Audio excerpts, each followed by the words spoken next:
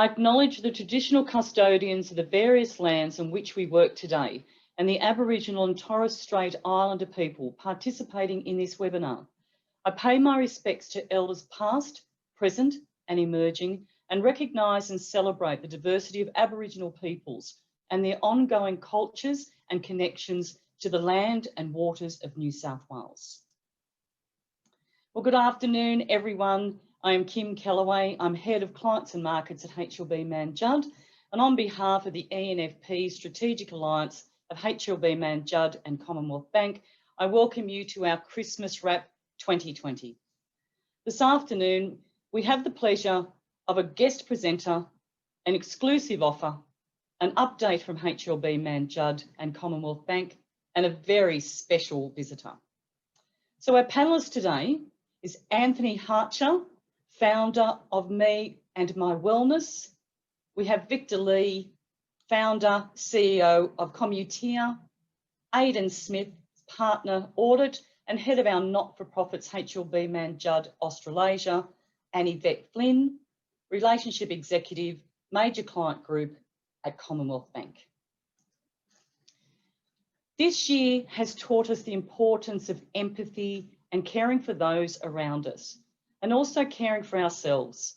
To support you through the Christmas break and into 2021, I welcome guest presenter Anthony Hartcher, founder of Me&my Wellness, to present on ways you can reset your mind and body. Thank you, everyone. Anthony is a nutritionist, lifestyle medicine specialist, wellness speaker who specialises in mental health, children's health and body transformation. He is a firm believer in treating the whole person, ensuring all aspects of well-being are addressed and supported. I'll hand it over to you. Thank you, Anthony. Thank you, Kim, and thank you, HLB Man Judd, for the opportunity. And yeah, I really appreciate being able to present to the ENFP group. So as Kim alluded to, I'm a clinical nutritionist and lifestyle medicine specialist and the founder of Me&my Wellness. Today's webinar has two primary objectives. It is to review the year that's been. It's always important that we reflect on what's happened so that we can always improve going forward. And so we're going to be doing a bit of that reflection, but then mainly spending the time discussing on how we can make and set ourselves up 2021 for being a great year. So that's the two main objectives of the webinar, and I really hope you walk away with some tips of how you can really make 2021 the best year yet. So this slide is looking at mindset, essentially, and what we take from 2020 was really our mindset going into 2020, and it may have varied, you know, that March period somewhat, but it really depends on how you see things and perceive things. And our perception is all, it's a filtering process of how we see and what we want to see from the world around us. And that filter is established, you know, through our growing up, our environment and our experiences. And so 2020 could have been a glass half full year or a glass half empty. And so I just want to, you know, allow you some time to reflect on that as to what mindset you took into this unusual, unprecedented year, as to how you're walking away with it. Because you might refer back to, was it my thinking that because out of, you know, the experience we've just had, there was people that thrived in the environment, and there was obviously people that didn't. Yet, you know, we all had the same thing, the same change come into our lives, and it was really how we wanted to take that event and either, you know, make it work for us, or we just took the thing as, you know, it's all against me, the world's too hard approach. So I think it's important, you know, going into future years, is to really take control of that thinking and start that critical approach is, you know, how are you perceiving things? Are you perceiving it with the glass half full or the glass half empty? Because that will really make a difference with future events. And there's a lot we can learn from what we've just been through. So I want you to take that learning and take the learning as to what went well into next year. So there's obviously things that went well that you want to continue doing. And, around health, they could be, you've picked up exercise. You could have totally transformed your diet because you're eating in more. You weren't eating out as much. And so you've, taken up cooking and you're actually enjoying it. So these are the good habits that you want to be taking into 2021. However, there's certain habits that you may have picked up as well that you don't want to take into next year. So they're the ones you want to focus on correcting. So, ones I hear commonly from clients was alcohol consumption commonly came up.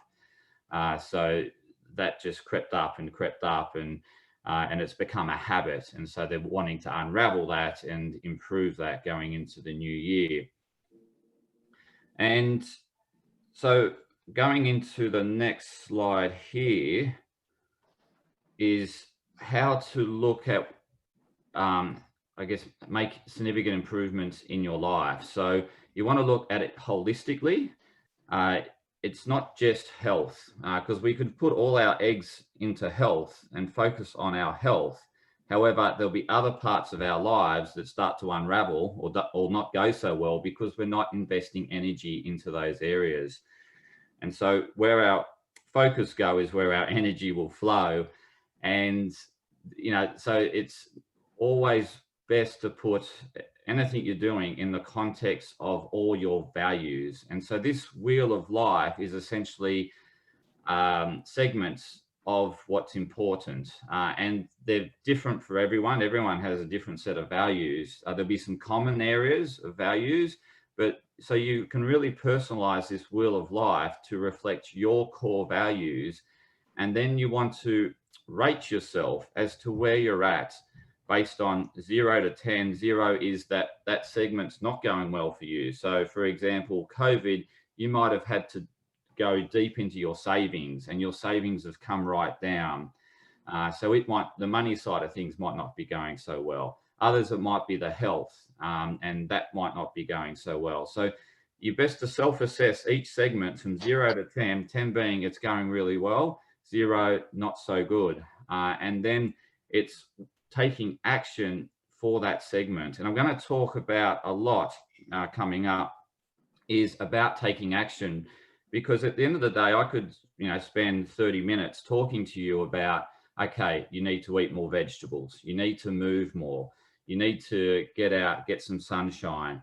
You need to meditate. All these things that you'll say to me, I already know that, but I'm not doing it. And so what we're going to focus on is how to do it. It's more the how, not the what. You know what the what is generally, it's the how. And so we're going to look at changing and transforming habits. So this just puts everything in perspective. Because with modern society, we swing from one end of the pendulum to the other, and we never go about it but in a balanced approach. So, part of the reasons New Year's resolutions don't work is because it's all or nothing approach. Okay, I haven't exercised in 2020, so therefore I'm going to exercise 5 days a week in 2021. And it just becomes too much, too overwhelming. Life, then work starts up. Oh, I don't have time now. And it just slips by the wayside.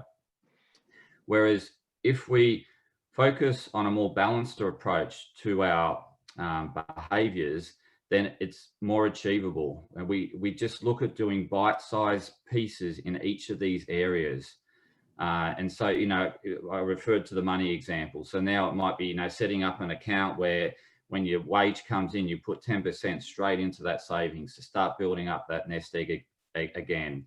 If it's respect to health, it could be as simple as dedicating, time when you wake up, instead of looking at your phone, get outside, do a walk around the block, and just make that your habit. So before you look at the phone, because once you look at the phone, that's when your day is taken over by whoever sent you all the notifications. So if you want to own the day, you can really own the morning. So one of the tips I give you is not to look at your phone until you either commuting or you're at work. Really own that morning space. And that's going to be, that's one area that can really improve in 2021 is what you do in your morning, particularly if you're going back into the workplace. So there's going to be, as much as it was hard transitioning for COVID to what we consider the new norm, there's going to be a transition back to whether it be another norm or whatever. There's going to be a transition where you're going back to work.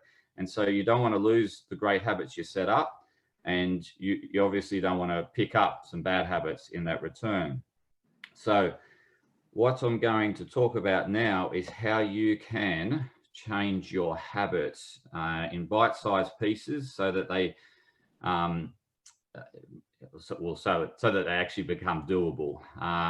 So I'm best to reference this bit of work. It's not my finding. I've learnt this from Atomic Habits. Atomic Habits is a book by James Clear, and I think it's a great reading over the summer period, because it will really, particularly in previous years, if you've really struggled with achieving your goals for the year or just getting started, then Atomic Habits is that book that will really motivate you to make small changes, and those changes build and compound. So what I'm going to go through now is a summary of the book. Obviously, James does it a lot better than what I do. However, I'll take away, the key essentials just in case you're not going to get to reading the book. So I'll just highlight some key areas. So in terms of creating new habits, first of all, we need to be aware of our existing habits. And so what will happen, with the brain is that it's constantly looking at automating what we do. And that's a survival mechanism. So it is trying to create behaviors such that what we do on a daily basis just becomes automated, and therefore we can take in new sensory information. So it's innate in us that happens. And so this is what happens with habits, is that they become automated and they're not brought to the conscious mind. They sit in the subconscious mind. And so what we need to do firstly is to bring these habits to the surface. We need to bring them to our conscious mind. And a task that he suggests to do is actually go through your day and map it out as to what you do each step of the day. And then to rate that task as whether it's positive, taking you towards your goal, or it's negative, it's taking you away from your goal, or it's neutral, it's neither here or there. So that's a good place to start in terms of looking at your habits. And some of the things so coffee consumption can become automated, and you end up having 4 or 5 coffees a day. And it's only when you reflect on how many you have that you think, oh, that's quite excessive. Same with drinking. Drinking can be the same thing in terms of drinking alcohol. So the next main area is to make what you want attractive, because as humans, as you're well aware, we move away from pain and always towards pleasure. That's human behavior. And so what you want to do is set your new habit up as attractive as possible. And so he gives some ideas on how you can make the good habits more attractive and the bad habits unattractive. So ways in which you can make the habits you want more attractive is by coupling them with things you want. So for example, I like looking at Facebook. It gives me a thrill. So then before you do that habit, you then do your need. Okay, I need to move my body more. So before I look at Facebook, you could do some squats or some sit-ups or some push-ups or walk around the block. But it's essentially coupling the behaviors that you want to do or you need to do with the wants, the things you like. And then it's looking for areas in your life or community groups where people share a common interest to yours. It doesn't need to be that area that you need to improve in. It might not be exercise, for example, but it could be a club that you're going to be attracted to these people. It could be a book club or something like that. And if they're also doing the need that you want, then that's going to be a lot easier. Once the tribe is doing it, then it's a lot easier to go along and create that habit. And that's why, you know, going to the gym can be a good thing because everyone else around you is exercising. So that's important, to find a tribe that you can go with, and you can set up your own tribe in the new year. You know, you can set up some work colleagues to actually go. So, you know, find people that have got a common New Year's resolution and go together, do it together. The other thing to make it attractive is by setting up the environment for success. So the environment around you for success. And some good examples of this are, for example, if you wanted to exercise in the morning, then every night you're putting out your gym clothes in the location that you're going to see. Maybe it's where you pour your first glass of water or have a sip, or maybe it's right next to your phone, but you see those gym clothes. So just having it, you know, there in visual sight increases that, yes, I need to do that, and I'm going to do that because before I check Facebook, I'm going to walk around the block. The other one is around, it's going to come to me. That's right, to really simplify the task down to the most simplest elements. So, for example, I mentioned, you know, walking around the block. Well, that habit you can create is you're setting up your environment at night, you're putting out your clothes, you're waking up in the morning, you're going to your phone, you're seeing those clothes. That first thing that you do may just be putting on those clothes. Okay, that's all you may do, and you may think that's stupid, but that's creating a new routine. And eventually you'll think, well, I've got the clothes on, I'm not going to unchange and then do something else.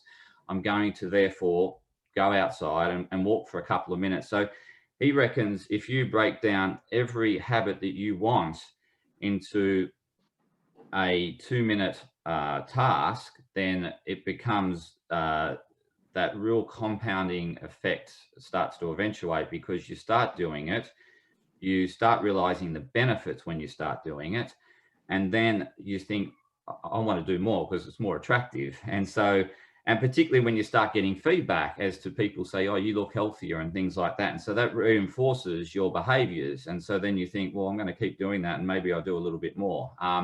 So it's really focusing on that compounding effect of making change. It's not trying to go from 0 to hero overnight. That doesn't work. What we need to do is make it really small, make it attractive, and then just get that embedded in our routine, and then we can grow it from there. So we're always looking to standardize what we're doing ahead of optimization. Optimization, it will become too overwhelming when you try to do something to the extreme, like, you know, as I said, you know, doing exercising 5 times a week. It just becomes too overwhelming and we don't do it at all.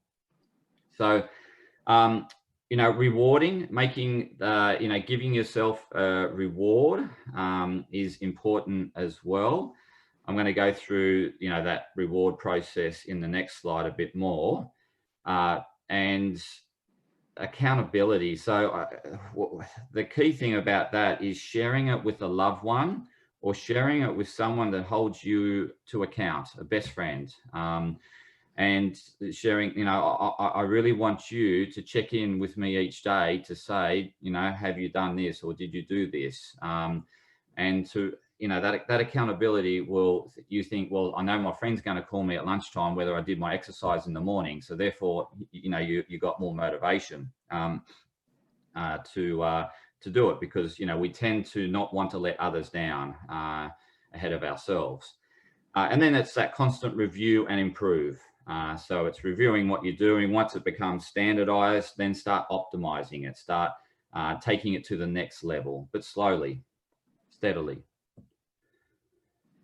Okay, so here's like some activities that you can then, as humans, you know, we want to feel that we've accomplished something. So what you can do is set up your tracker, so your habit tracker. So your habit was to walk around the block each morning for a week, just to get into the habit.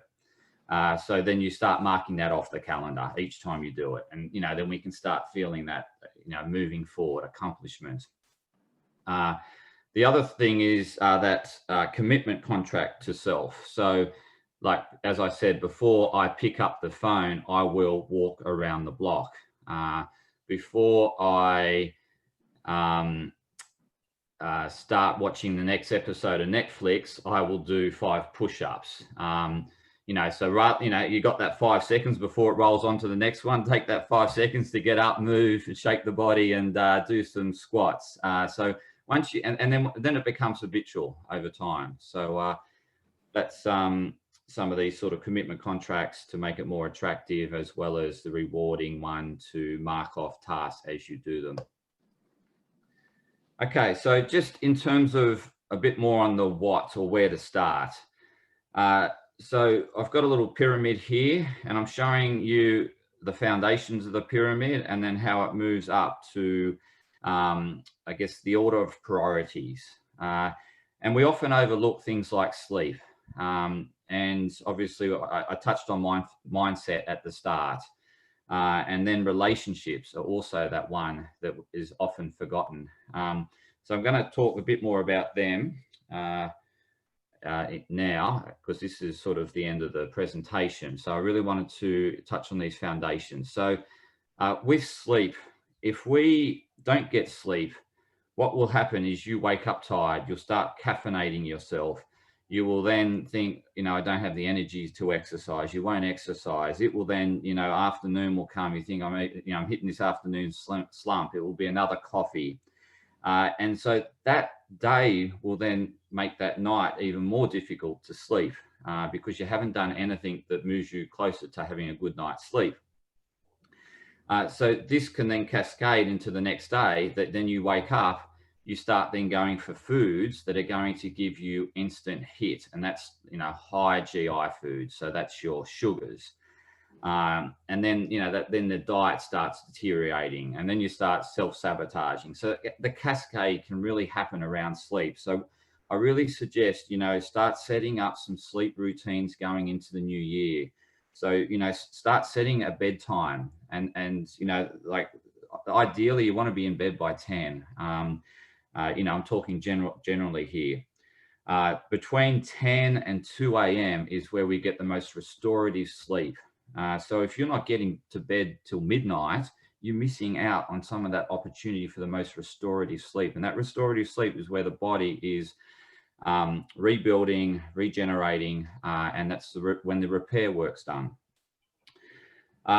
In terms of mindful mindset, really start to take, so this is not meditating. It's just taking a more mindful approach to life.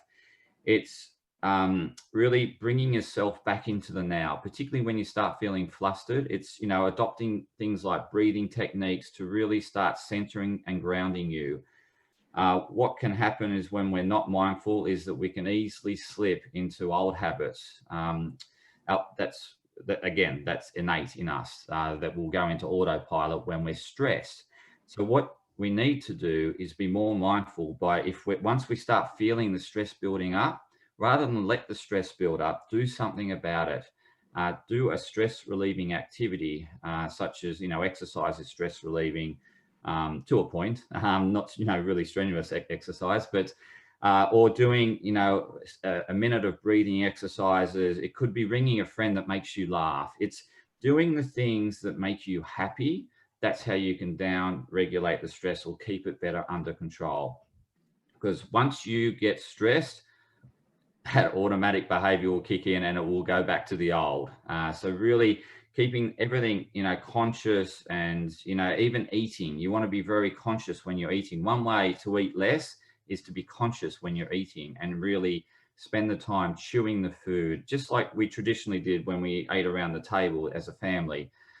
We, had conversation between mouthfuls. And so that's really important, is this mindful eating, mindfulness at work, mindfulness all the time, but being conscious, not running in autopilot all the time. I'm running out of time, but relationships is core and it's fundamental. And the study on happiness, the longest study ever conducted on happiness, all gets back to strong, deep relationships, that deep connection. So it's not having, you know, a real wide breadth of friends. It's having a few friends, but really deep relationships and nourishing those relationships. So that's really key and critical. And that may be an area you want to focus on next year, is deepening relationships.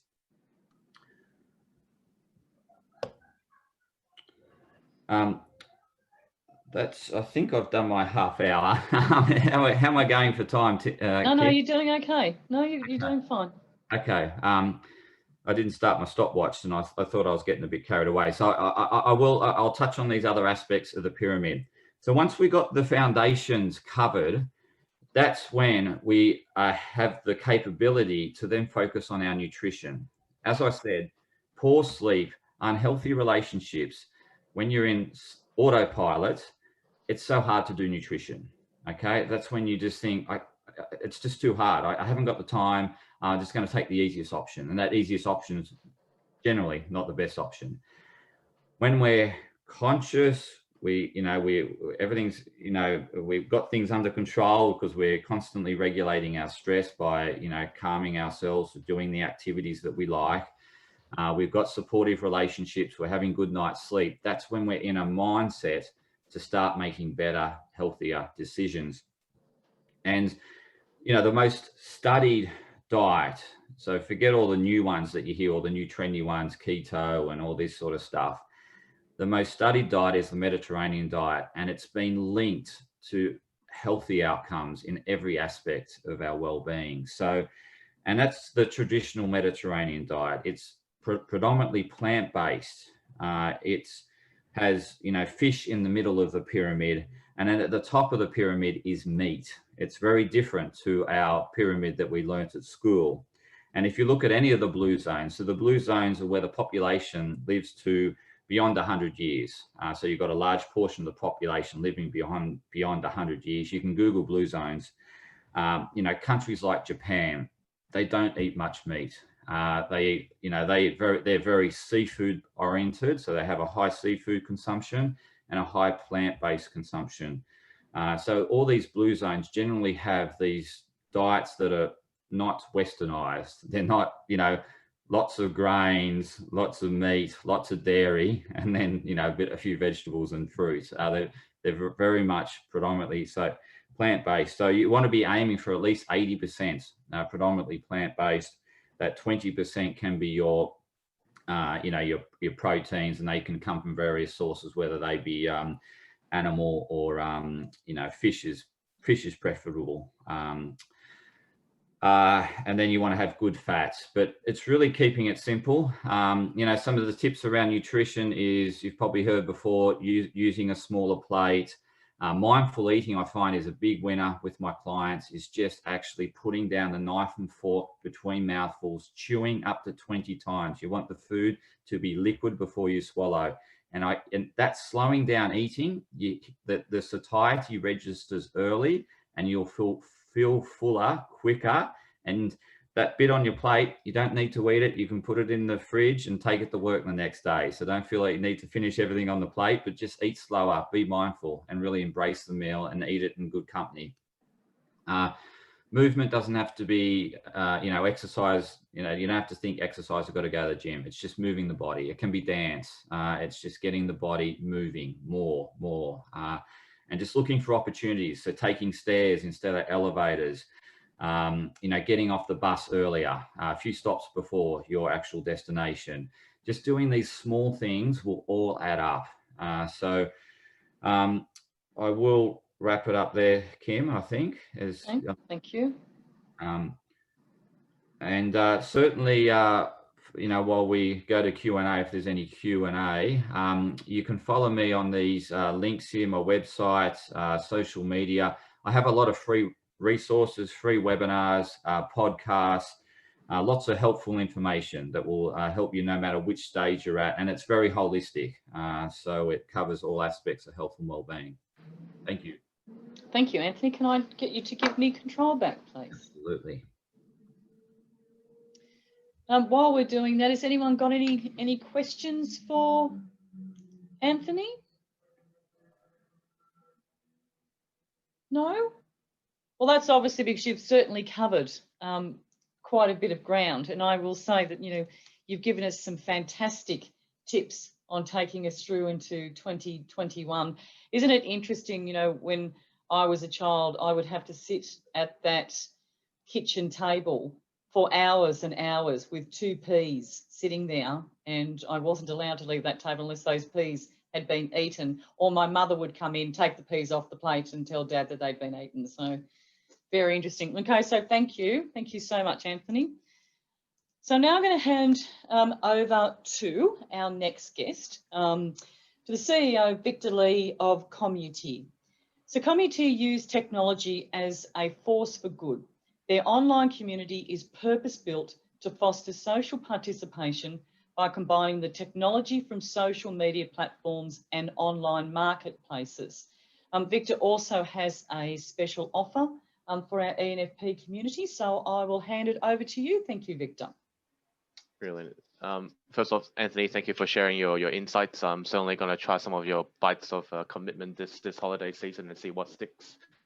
And thank you, Kim, and the rest of your team for providing us with the opportunity to share a bit about what we're doing, a bit about the journey that we've been on in 2020, and potentially how we can help the community sector build a bit of capacity and move themselves towards a virtual world moving forward. So next. Just a bit of a background. So this is a bit of a snapshot of my journey. That's my son. He's our youngest volunteer to date. He's been volunteering for us since he was 3 months old. Great mascot. But my background is really a bit of a mixed culture. So I was born in Hong Kong. I came here when I was quite young. So I kind of describe my background as a bit of banana, yellow on the outside, white on the inside. And I've worked for corporates for about 10 years, usually in change management and corporate volunteering, before I kind of jumped over the fence and started working for a variety of not-for-profit organizations in the last 13, 14 years. In the last 3 years, we really saw a gap between, volunteers from the corporate sector who really wants to, participate in more than just giving their time, but also giving their skills and expertise, and not-for-profit organizations who are usually struggling with business issues or business challenges, but they're just trying to make ends meet. So that's why we really created Communiteer, which is a social enterprise in itself. Next. So, as mentioned before, we're a social enterprise. We basically have a technology that connects corporates, not-for-profits, and volunteers with one another to amplify their collective impact. We won't be doing any demos today. I'm sure there's other places to do so, but think of us as a combination of LinkedIn and Airtasker combined, but for social good. It's all about raising awareness, helping people find the right, courses and opportunities to volunteer for, and then making it really simple and safe, especially during COVID times. Next. So I just want to share a bit of the journey we had the last 10 months. 2020, I think by anyone's standard is anything but normal. And I know a lot of our attention has turned into how we deal with the direct implications of the pandemic from a health perspective. However, we've actually been working with hundreds of not-for-profit organizations themselves from a grassroots level, and we can see these 3 elements as the key, barriers or issues that they've been facing for the last 9 to 10 months. So first off, people are becoming more socially isolated, and those who were already isolated before the crisis have become even more so. Mental health and well-being issues are definitely on the rise. Number 2, community services are under immense pressure. So we're seeing the sector getting pulled from both ends. Demand has increased in general 20-30%, and volunteer participation, especially for those organizations that are highly oriented around volunteer to function. We've seen a drop of 50 to 80% at the peak of COVID, although that's slowly recovering. And then the last but not least, and this is probably the biggest long-term issue, is the public awareness on various social issues that we as not-for-profit organizations have been advocating for a long time. They've been kind of being crowded in the online space where you're fighting with the leaderboard of COVID cases and who's broken what quarantine and whatnot. And it's actually been quite a challenging journey for most of our not-for-profit clients on how they position themselves in the virtual sector, maybe for the first time ever, and making sure that they're actually targeting the right people and bringing their supporters with them. So I guess as a social enterprise, we saw a role that we can play. We specialize in 2 things. One is virtual volunteering, and the other one is online community building. So we actually put together a campaign from March this year called Virtually Together, and that's really using technology to tackle social isolation.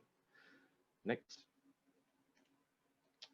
So in the last 9 months, our campaign has been a great catalyst to help us build a community consisting of 13 corporates, over 270 not-for-profits and 3,000 volunteers that have all kind of banded together to tackle social isolation in one way or another. So some of them are participating in volunteering opportunities themselves, and therefore they're making connections. Others are actually, completing the work, and therefore you're actually solving some real business issues that not-for-profit organizations have faced in the last, 6 to 9 months, and therefore, thereby, by extension, they're also helping the clients that the not-for-profit organizations serve. Now, the campaign is coming to an end at the end of 2020, which is not far now, but everyone and every organization that have joined this campaign is also now becoming a wider part of our community. And this is where we want to kind of invite the rest of the ENFJ community here today, but we can talk about the details about that later. Next. So for those who are not so familiar with virtual volunteering or skill-based volunteering, we usually get a very common question of, well, what can we possibly do with skill volunteers? So I thought it'd be interesting for us to just give you a snapshot of the type of skills that have been in demand across the board, regardless of which subsectors you're in, and what kind of projects have been, created to kind of serve that need. So as you can see from the graph, in the last 6 to 9 months, by far, the biggest demand has been around communications, marketing, and management and strategy. So under marketing and communications, you might have projects like how to maintain engagement with your existing stakeholders, because you can no longer have your afternoon tea or fundraising event or weekend barbecue event, etc. Or how do I do online fundraising for the first time? We used to rely on a gala dinner to actually raise 90% of our funds, but we haven't been able to do that for the last 6 months. So how do we actually pivot and go online and start doing it virtually? And I guess the most common one under marketing is how do you position your organization to raise awareness in a very crowded online space? You're competing with mainstream media, with corporates, with anyone who are trying to market and get online sales. How do you do that if you've never actually done that before? So that's quite common under marketing and comms.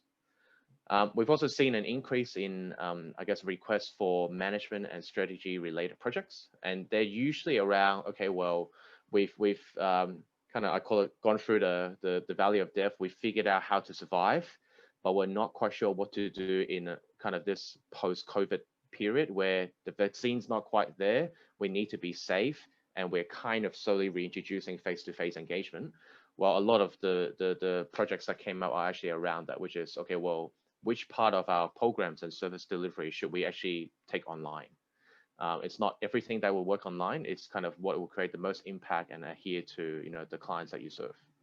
Or it may be, okay, well, maybe everything that we do has to be face-to-face. So how do we actually continue to exist? Maybe there are new things, new services we can provide that we have kind of tested, but we haven't really packaged it in a sustainable and clear way so that, again, we can kind of promote it out to the market. So these things are quite high level and strategic, and we've definitely seen an increase of those kind of opportunities in the last 6 months. Moving forward, what we're projecting is there's going to be an increase in HR and IT related projects. And I think for those leaders out there representing not-for-profit organizations on this call, this year has been particularly hard on your staff. And I know from my experience working in not-for-profit, we always put the clients first, and you're kind of burning the candles at both ends at the best of times. And 2020 must have been really hard for your staff. So we've definitely seen a lot of, senior leaders who are going, okay, well, hopefully everyone's going to take some breaks over, the festive season. But what can we do in 2021 to make sure that people are well and are safe and can continue to do the good work, well into the 2021, 2022 onwards. So that's something that we've seen stronger demand for. And then on the IT side, we've also seen, organizations who've tried a few things online, and some have succeeded, some haven't. But they're going, okay, well, how do we scale this? We've done 3 webinars that went well, but to really service our clients, we need 30. What kind of equipment do we need? Do we have the right infrastructure, technology, etc.? And they come with different types of expertise that you can definitely tap into through skill-based volunteering. Next. So I guess, look, just to summarize, and this kind of comes into our offer, we're a social enterprise, and our first and foremost priority is to help the community sector to build capacity and make those connections where possible. So our offer to all of your members here today is really free access to our platform, and that kind of gives you these 4 benefits. So first off, access to our platform for free. It'll help you raise awareness about your social cause and use our platform as a dedicated space for your organization to coordinate any kind of corporate giving or corporate volunteering activities.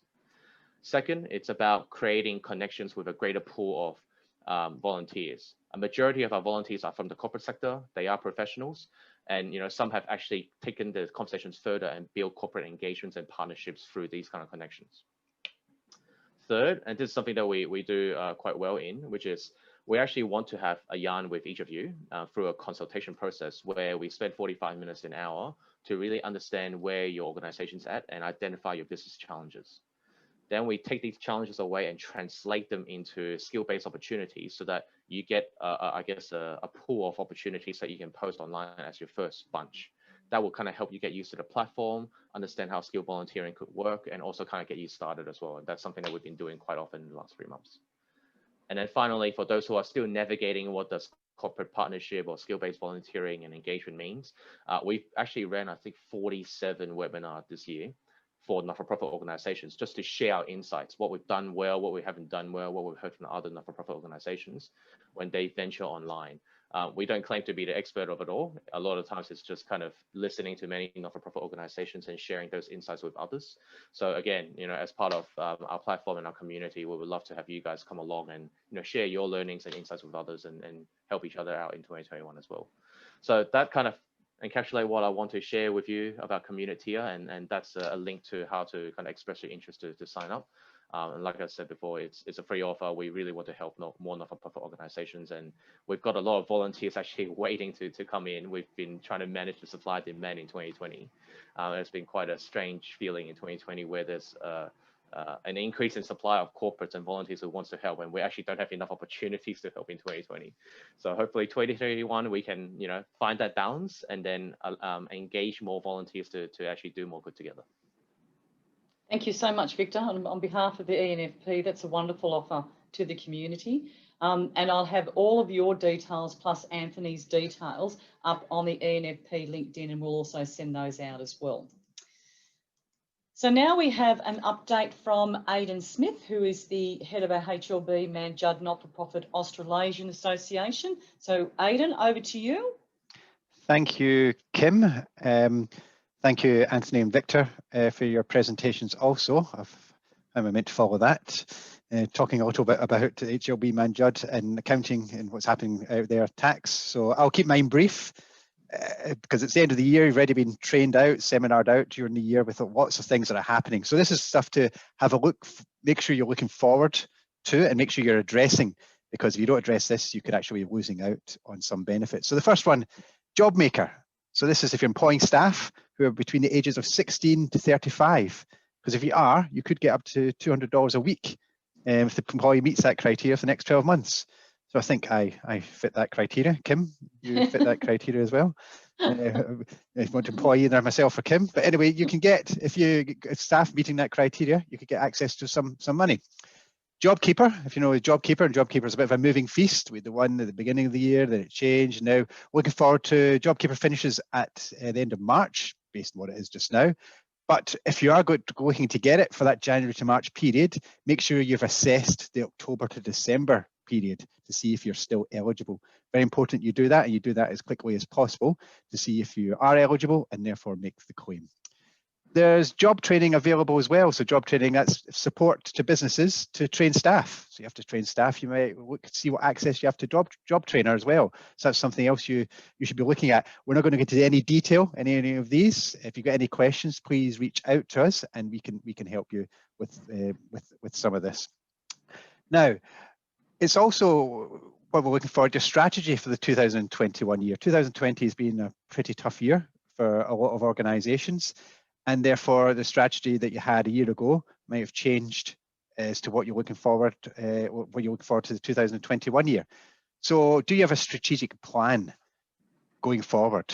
Have you updated it for a while? What is that plan? Is it time to look at it again? I think it's really important that you look at all of this.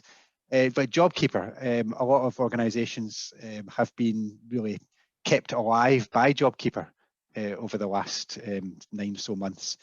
is that when you're looking forward, are you still dependent on that? And then when it stops in March, what are you going to do? So it's very important to build a strategy, make sure you're on top of that, and you're not caught out when JobKeeper or any other changes, because the world's a fast changing place and we don't know what the new normal is going to be. So it's very important that you do have a strategy there. Next is we've got look at your governance. Does it need a refresh? So the governance documentation, the ACNC have got their governance standards, and there's stuff by the Institute of Company Directors as well that you can look at. But do you have to look at yours? Does it need a refresh? Is it something that was written many, many years ago and it's no longer applicable? Or it could be something that's written a few years ago but needs to be updated in the current environment. I think it's important to have a look at that as well, because there's some very important things that you can get out of looking at your governance. So have a look at that too. So part of all this is, do you have a COVID-19 safety plan as well? So that's returning to work. Well, it all depends what the government's going to be doing. If we are, what's the environment going to be? If we've got enough space for everyone to return to work, sit at their desks? If not, how are we going to manage the people? There's a whole bunch of things that you have to look at as well. And then linked to that is risk management and financial continuity. Risk management obviously is important at the best of times, but then with COVID-19, there's additional risks thrown in there too. And then the financial continuity that I talked about earlier, that's looking at well, if we've been receiving significant government subsidies that helped us continue to trade over the last few months, what's going to happen? What's the plan B when those subsidies are no longer available? So it's very important that you look ahead to all this for 2021. There's no time like the present, or early 2021 before it all gets too late. So that's what I would encourage you to do. If you do have any questions or need any assistance, you're not sure about any of these job things, maker, keeper, trainer, all that, please reach out to us, let us know, and we can get one of our experts to talk to you. Okay. Thank you. And obviously, everyone have a great, very happy Christmas as well. It's very important for everyone to have a rest, because I have to go now, Kim. Okay, so it's you've got to go. Okay. Yeah, No, thank you, Aidan. Thank you. Thank you so much. You. And just in terms of what Aidan said in regards to that COVID-19 safety plan, this morning we held a webinar with Nick Noonan from Henry Williams Lawyers in regards to return to work and all the legal obligations. So that was a very well attended webinar this morning, and I will have that presentation sent to all of the ENFP community by an EDM hopefully early next week, and I will again obviously upload that onto the ENFP community LinkedIn. So now it's over to Yvette Flynn, and she has a number of points that she would like to cover. Thanks very much, Kim, and also a great segue from Aidan talking about having a strategic plan. So we just wanted to give you some thoughts around some key focus areas going into 2021 when you're relaxing over the holiday period, and a few of those are looking at innovation, cybersecurity and disaster recovery plans, investing in a low interest rate environment, board management and education, ethical management, and expense management. So just touching on innovation, so what we've seen is organisations that have thrived this year are ones that have focused on human-centred design and looking at their stakeholders, their customers, their donors, their staff, to understand so they could adapt and change for their services and campaigns, and seeing how they can, adopt other ways to meet their stakeholders. I still think there's area of improvement for all of us going into the new year. Looking at that, we've also seen a number of organisations fast track digital transformations, and the best way they've been harnessing that is using change planning. So what we wanted to do is give you some tools that Kim will put up on our LinkedIn site, and there's some great summer reads for some links. One is creative confidence, another is 10 types of innovation areas that you can have a look at, and the other good read is the lean start. So if you want to have a look at those, they may assist you in helping you develop your strategy. Cybersecurity and disaster recovery plans, I really think that probably needs to be number one.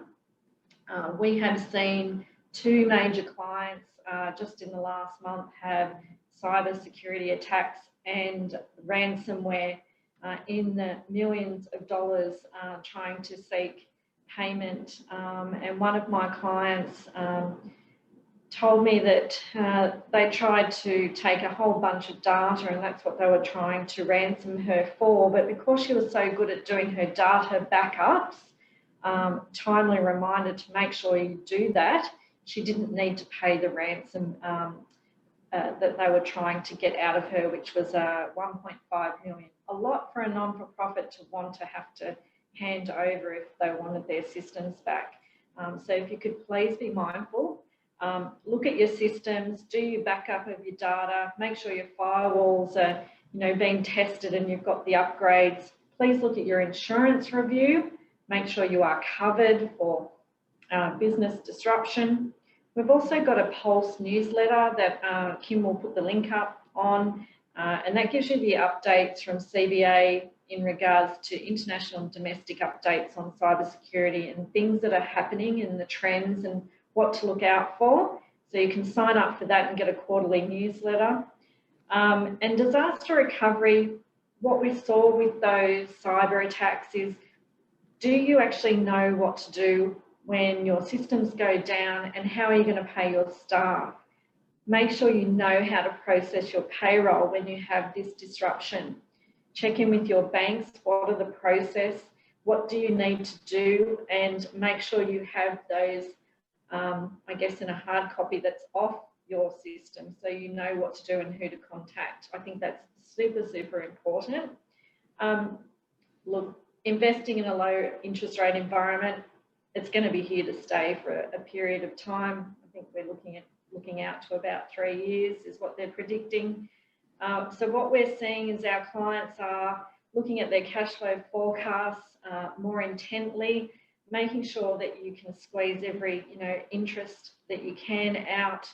By doing that is looking at a longer term, so looking at rolling rather than doing investments on a short term of 30, 60, 90 days. We're now seeing clients looking at 6 months and 12 months roll periods so that you can maximise that margin on those funds, because some of you may have budgeted for a larger amount during the course of 2020, and that's not going to be the case going forward. And then what do you do beyond cash? Something to have a think about. Have you updated your investment policy to allow you to have that capacity to do that? Board management and education. Ethical management, I think, is really important. We've seen with the post office and buying of watches and things like that, that really needs to be, I think, an annual event of checking in, making sure that some ethical education is happening. But we've also got some resources that CBA have partnered with our community. So Kim will put the links up. It's damn good advice for chairs, damn good advice for board members.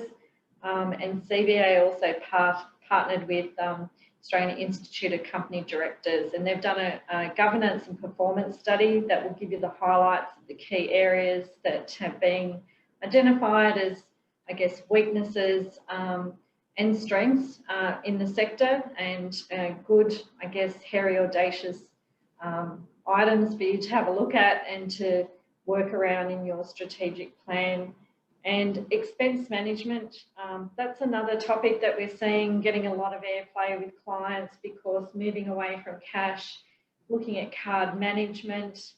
Do you need to turn off some of those cards over the holiday period? And getting in an expense management system, so you're doing pre-mapping into your GL codes so that you're not doing a whole lot of rework if you've cut back on staff. Trying to maximise and utilise your time better in the office and being more efficient. And an expense management system will help you with staff that are scattered, across the state or country, and not having to get all those bits of paper and having to do them digitally via an app over your phone, and make life a lot easier and give you greater visibility and reduce that petty cash that you're keeping on sites in tins and things like that. I think that's a really good management system to have a look at if you're going to look at any So they were just a few tips and areas. We'll provide some resources that you can have a look at and weave into your strategic planning and key area of focus. Particularly, I think cybersecurity is that number one you need to have a look at over the holiday period to make sure you're ready and prepared for 2021, because the fraudsters are not going away. Thank you. So I'd like to thank our panellists again, Anthony, Yvette, Victor, and Aidan. Look, everyone, it's Santa! Ho, ho, ho! Merry Christmas. Sorry, I'm a bit late. I'm over 2,000 years old, so I don't move as fast as I used to. But tell you what, Kim, it's good to meet someone of the same vintage as me. How are you? Now, and how are you, Kim? I'm very well, thank you, Santa. Have you brought us all lots of presents? Oh, what would you like for Christmas? What would I like for Christmas?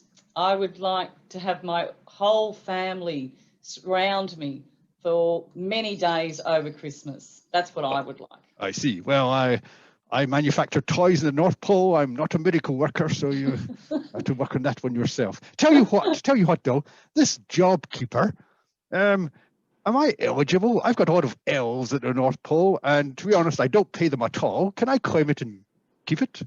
I think your elves are a bit too, I think your elves are outside the age criteria, are they not? I don't know. I never ask. I don't care. I don't talk to them. Let's do the work. I'll have to ask one of our tax partners, Santa.